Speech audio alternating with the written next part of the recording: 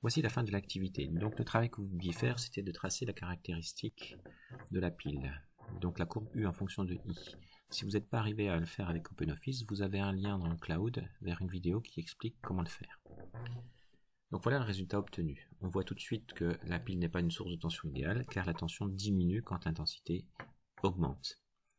Donc voilà la conclusion de notre activité. Maintenant, pour répondre à la question 1 bis, exploitation du graphique obtenu précédemment. Donc là, ici, nous avions l'équation. L'équation est donnée sous forme mathématique. Donc nous, il faut qu'on l'adapte avec les grandeurs physiques. Concernant les grandeurs physiques, donc sur l'axe des abscisses, je rappelle que nous avons la tension U en volts, et sur l'axe des ordonnées, et sur l'axe des abscisses, nous avons I en ampères. Donc en fait, l'équation qui est ici va s'écrire avec les grandeurs physiques.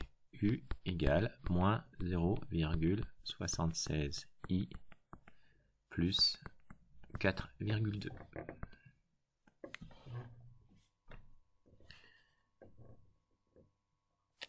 Alors, qu'est-ce qu'on nous demandait ici? On nous demandait de trouver ce qu'on appelle la force électromotrice de la pile et sa résistance interne, comme c'est une source de tension réelle. Donc la forme générale d'une source de tension réelle est la suivante, U égale E moins R fois I.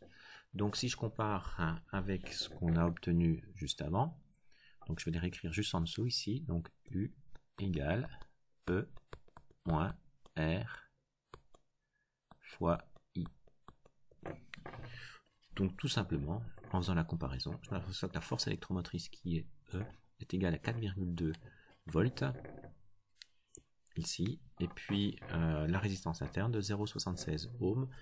Donc l'ohm, le symbole qui est ici, c'est le symbole donc de l'unité de la résistance.